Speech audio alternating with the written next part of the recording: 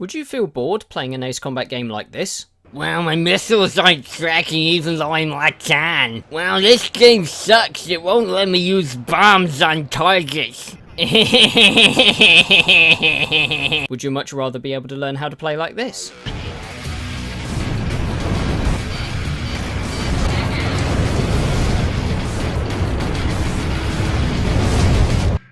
Then look no further.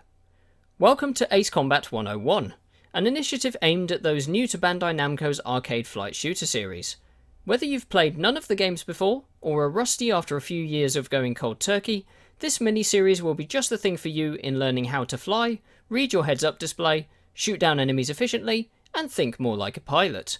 My name is Tomcat171, and I wish to welcome you to the first video in a multi-part video and article collaboration between myself, Ace Combat Fan, and the team at Project Lighthouse. In these video tutorials, Ace Combat Fan and I will be taking you under our wings to build you into a formidable ace. From plane handling to air-to-ground combat tactics, we'll show you how to fly like this,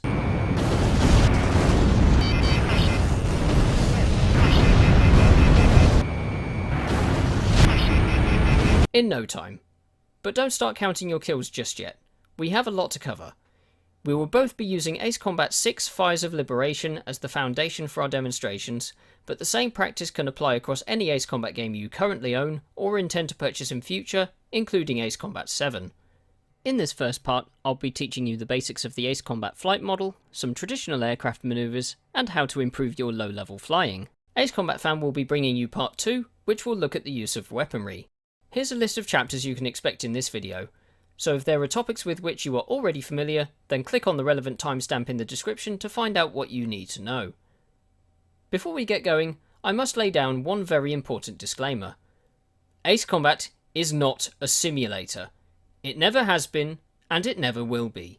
DCS and Falcon BMS are simulators. If you go into Ace Combat believing it to be one of the latter, you will be disappointed. Ace Combat is meant to take the flight genre and make it more accessible to those who do not have the patience to browse through a 500-page document on how to use TACAN and intercept an ILS localizer. With that out of the way, let's get started. If this is the first time you're experiencing a flying game like this and have come from the more popular, down-to-earth genres like FPSs and racing games, then there are two important facts you must remember before even getting into a plane. Traditionally, the only way to stop an aircraft's motion is when it has landed. In most other games, the player has the ability to bring their character to a dead stop at any time to take stock of a situation. In the most basic terms, planes maintain lift because air is always passing over its wings at high speed. If the airflow stops, the plane falls out the sky. The only part of a plane's forward motion that is in your control is how quickly it happens.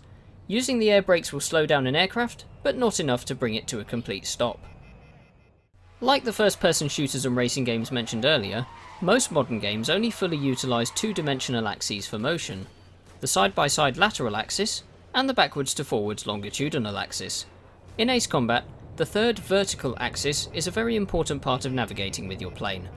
Not only must you be aware of what's in front, behind and to the sides of you, but also what is above and below. But as you're about to find out, sometimes up can become right, right can become the ground, and down can be in front of you.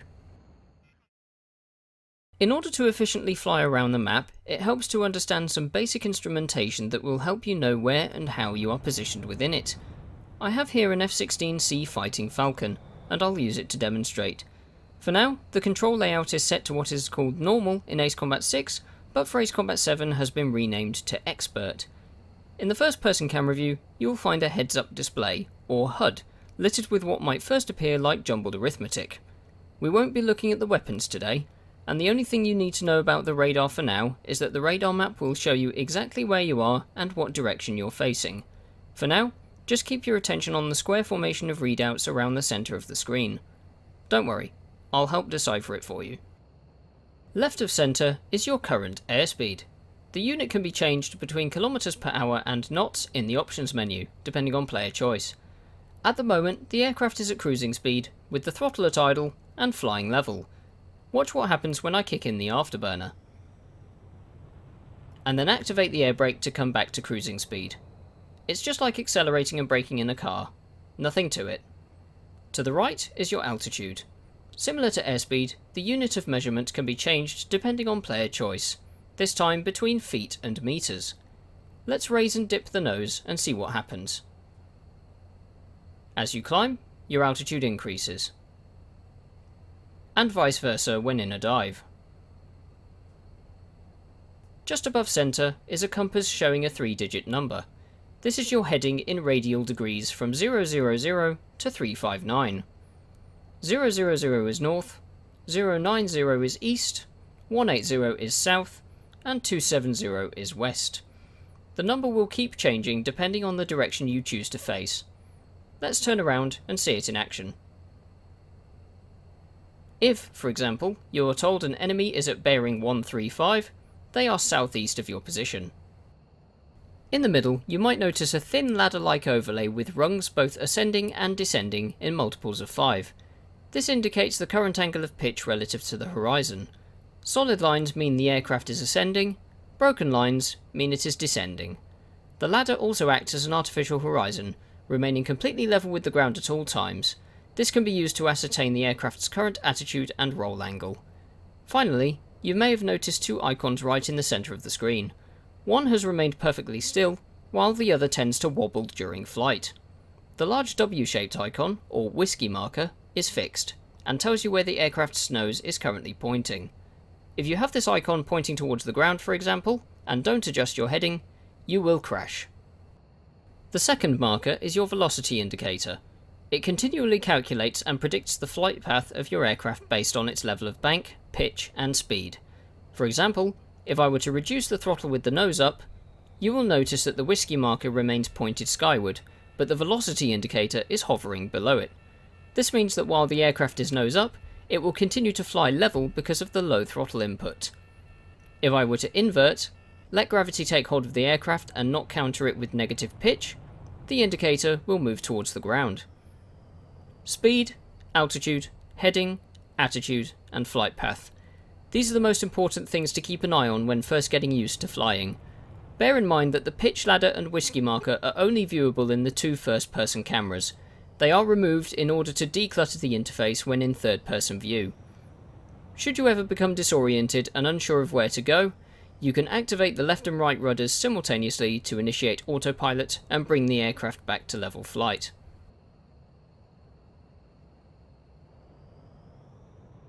Anticipation and reading the space in front of you will help massively. If you use predictive thinking to analyse where your plane is currently going and compare it to where you want it to go, you'll be able to correct before trouble strikes. It's better to think 2 or 3 moves ahead in order to not get caught out. Remember those 3 axes I mentioned earlier? Let's look at them in greater detail. Imagine they're all centred on the aircraft, each one indicating a plane around which the aircraft can rotate. The lateral axis runs from left to right from wingtip to wingtip.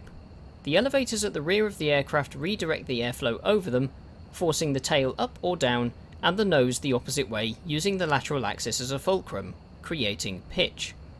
Pitch is how an aircraft will typically change its altitude and is operated by moving the analog stick up and down. The vertical axis, commonly known as yaw, runs from under the aircraft, through its centre and up through the top. Using the rudder on the vertical stabiliser will force the tail section one direction and the nose another, rotating it along this axis. Yaw is best used for making fine-tune adjustments for things such as heading and aiming the gun. Finally, the longitudinal axis goes all the way along the centre line of the aircraft from nose to tail, intersecting the other 2 axes at a single point.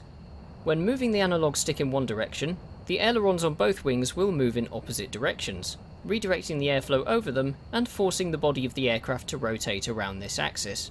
This motion is called roll. When combined, all 3 will allow for fluid navigation of any space, be it open-air aerobatics or narrow spaces, like flying between skyscrapers. Do a barrel roll!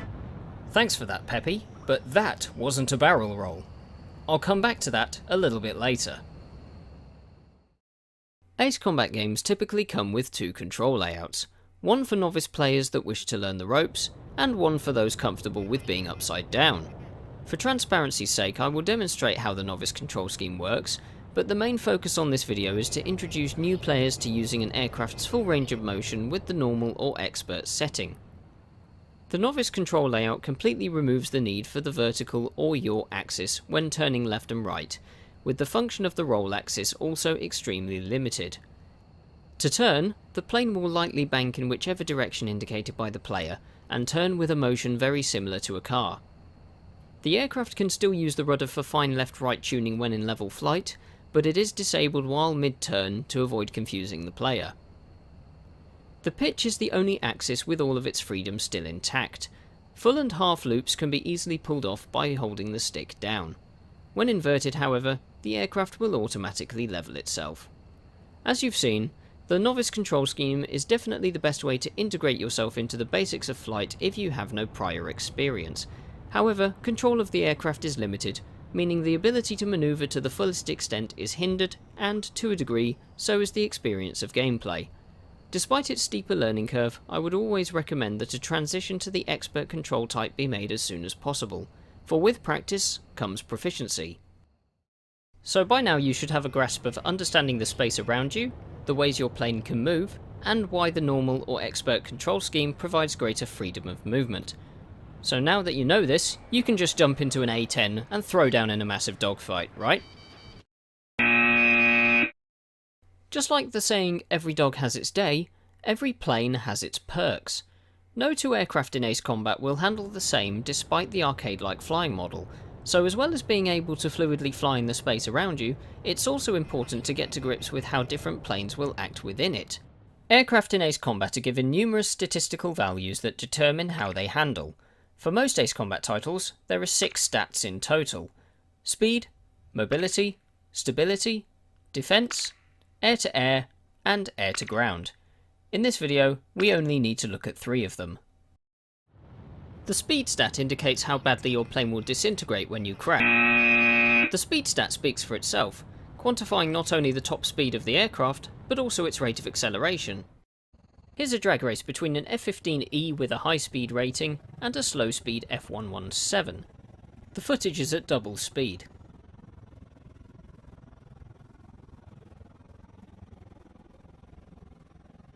Not only does the F-15 have a higher top speed, it also reaches it much quicker than the Nighthawk can get to its own.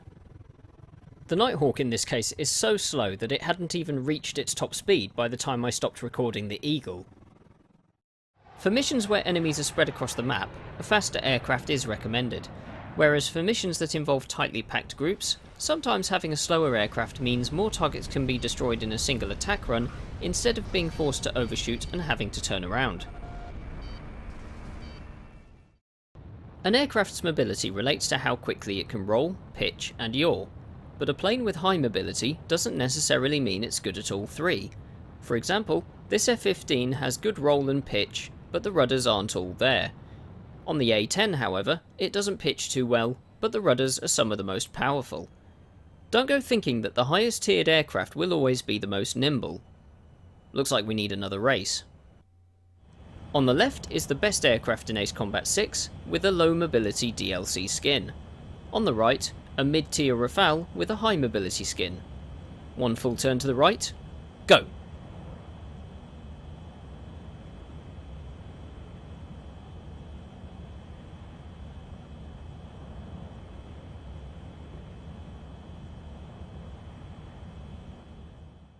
Low mobility aircraft are better utilised in air-to-ground operations as their course is easier to fine-tune.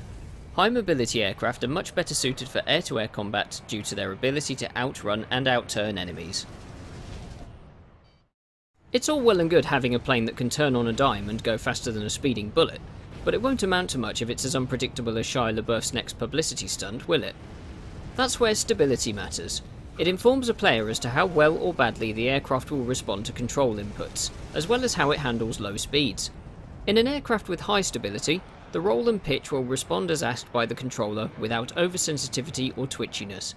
Aircraft with low stability have a tendency to fight back against the player, and can also be more susceptible to stalling when pulling high G turns. Let's compare 2 of the most extreme cases to highlight the point.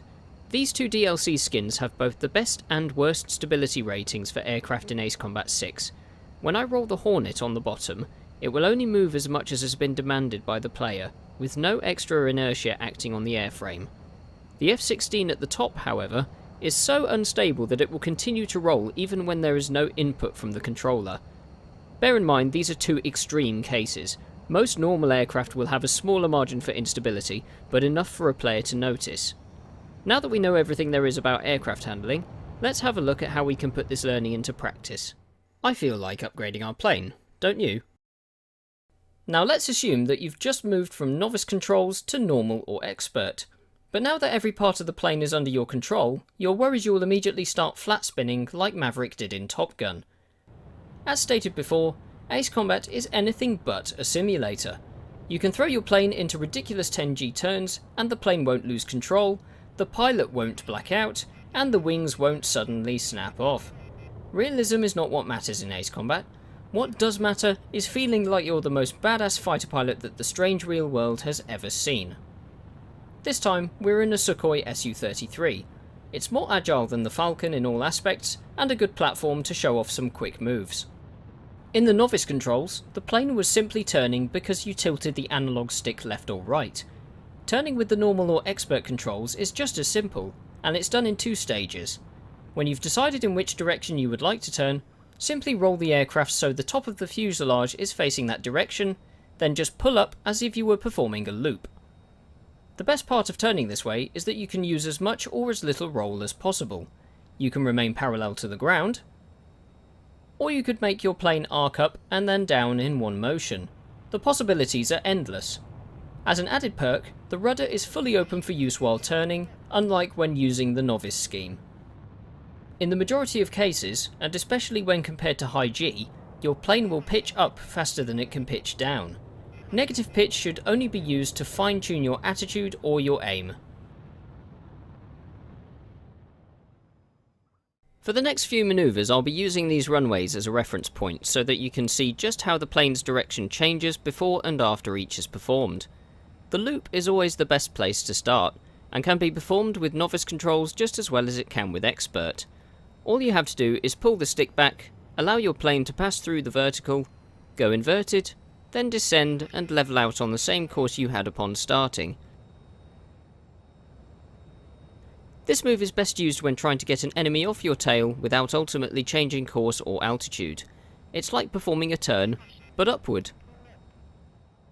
I'll also be demonstrating each manoeuvre on this flight of 4 C-17 Globemasters. They're behind me at this point in time, so I can't shoot at them. To get behind them, all I need to do is pull back the stick, let them overshoot me, come all the way past the vertical again, and level out behind them. Now, I can hit them all at the same time. Slow-moving aircraft like C-17s and bombers are an easy target to practice with, but the same principle applies to fighters and ground targets as well should you ever overshoot them.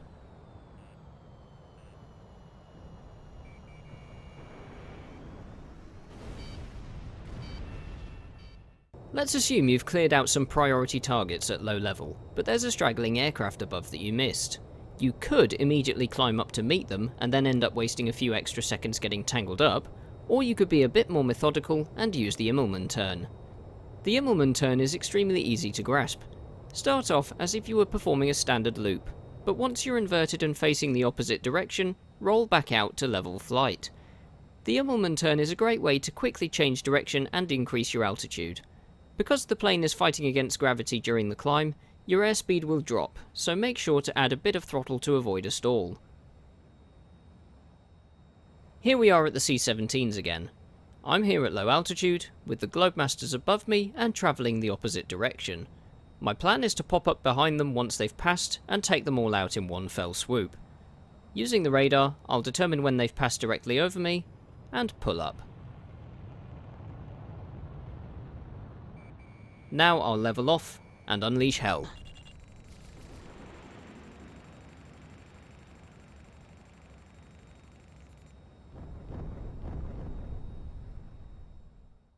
The split S, in its simplest terms, is an Immelmann turn in reverse, where you start the move at high altitude and end it low. The only part of the technique that changes is that the half roll is performed at the start of the manoeuvre, and then the stick is pulled back. Gravity will pull the aircraft down, so be sure to have the air brake ready if you begin a split S close to the ground. Let's go after those poor C-17s one last time. Wait for them to pass beneath.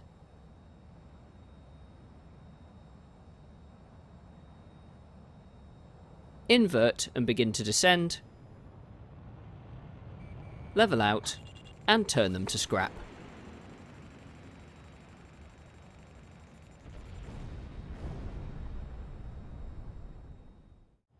The aileron roll has the reputation of being mistaken for a barrel roll among the uninitiated.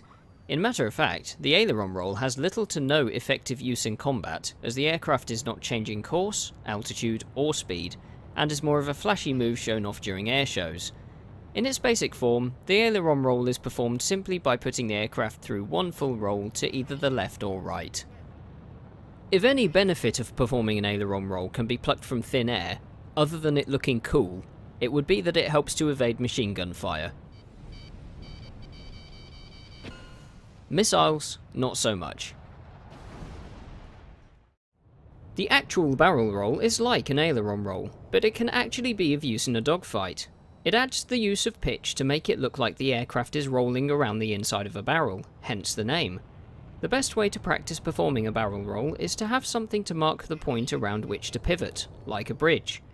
Think of the barrel roll as part loop and part aileron roll, with stick both down and to the side in equal measure. If practicing with a landmark, you want the aircraft to be inverted just as you're passing over it. Stop pulling up once the roll has been completed to level out. You'll now find you're on the other side of the landmark.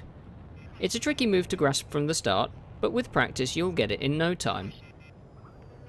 Performing a barrel roll maintains course, altitude and speed much like an aileron roll, but the aircraft's lateral position has been shifted to either the left or right. Unlike the aileron roll, this will help somewhat in evading missiles that are close behind.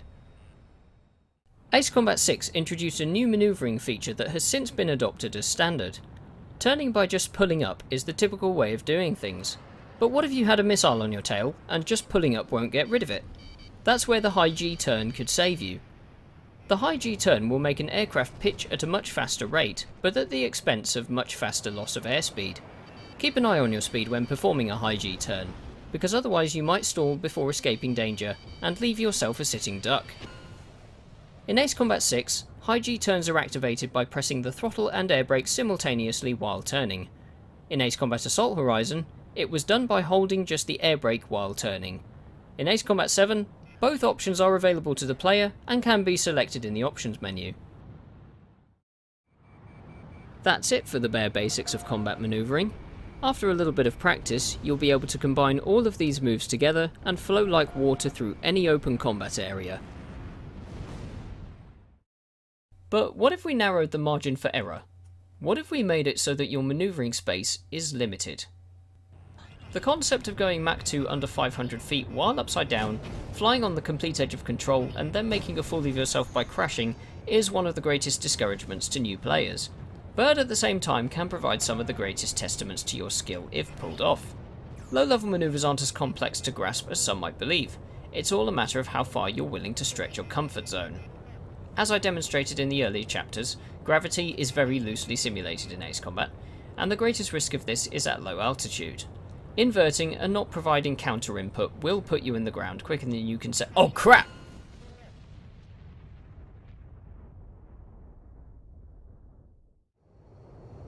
So start off slow and steady.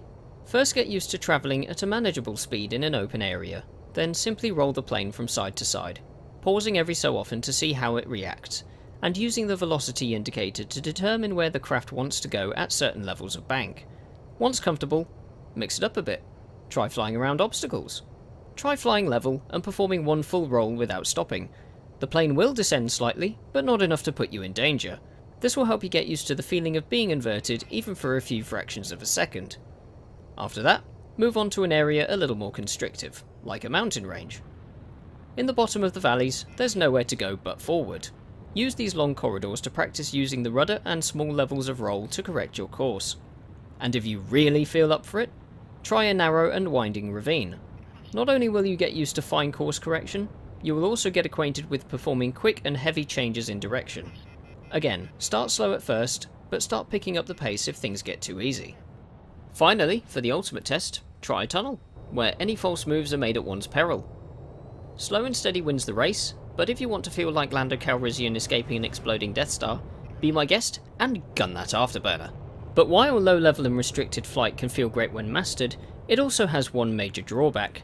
You will be more susceptible to ground-based anti-aircraft fire than at medium to high altitudes and open spaces, so be mindful of this when hugging the deck during attack runs. To reiterate one final time, Ace Combat is not a simulator. So when it comes to getting back on the ground, you don't need to get permission to land from air traffic control, you don't need to find a radial, and you definitely don't need to worry about your glide slope. It's as easy as 1, 2, 3 wheels on the ground. For both base and carrier landings, an ILS marker will appear in the centre of the HUD. When approaching, you want to make sure that both the vertical and horizontal guidelines are intersecting one another in the centre. If the horizontal guideline is below centre, you need to lower your altitude. If it's above centre, be sure to climb. The vertical guideline indicates lateral deviation from the centre of the runway. If the guideline is to the right, bring your plane back to the right. If it's to the left, bring the plane left. Once centred, apply the air brake and allow the plane to glide down to the runway. You can touch down as cleanly or as nastily as you like, just as long as you do it on the runway and not the taxiway or the apron.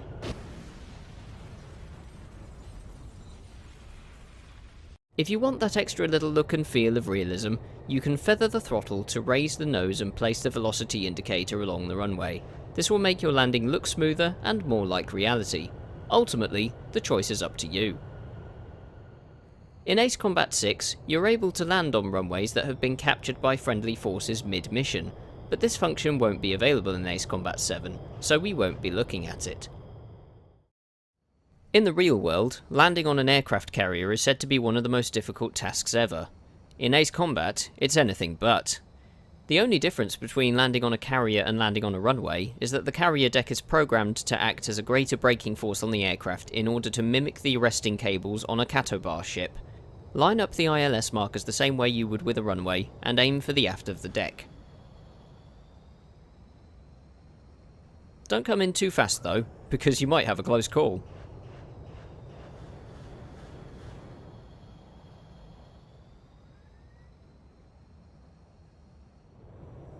If you feel your angle is off and you won't make it, you can always wave off, circle around, and try again.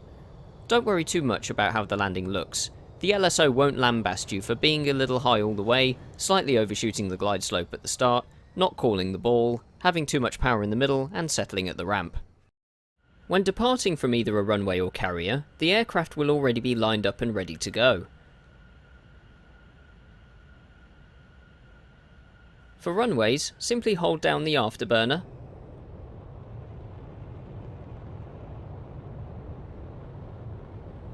wait until you're going over 150 knots, then pull back the stick and climb away.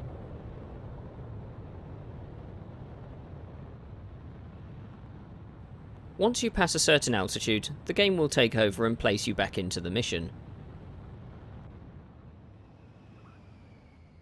For carrier departures, the aircraft will be hooked up to a catapult. This time, the plane won't move when you hold the afterburner, but if you wait a few moments, you'll be flung off the bow at speed. As before, continue to climb until the game takes control away.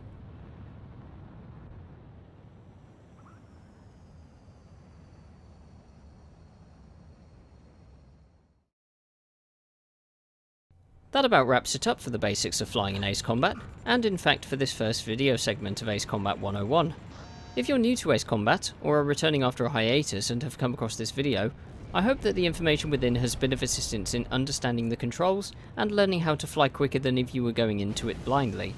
This first video segment has been released alongside the first of numerous planned articles written by the Project Lighthouse team. Don't hesitate to check out their website in the description if you're interested in reading up on the history of Ace Combat. For more Ace Combat videos, don't hesitate to subscribe to both myself and Ace Combat Fan, who will be releasing the second part of the Ace Combat 101 video series, which will be looking at the use of weaponry, so keep your eyes peeled for its arrival. I would like to firstly thank you for watching, and also extend thanks to the Project Lighthouse team for allowing me to join this collaborative effort. Stay tuned for future parts, for we have a lot more to show you.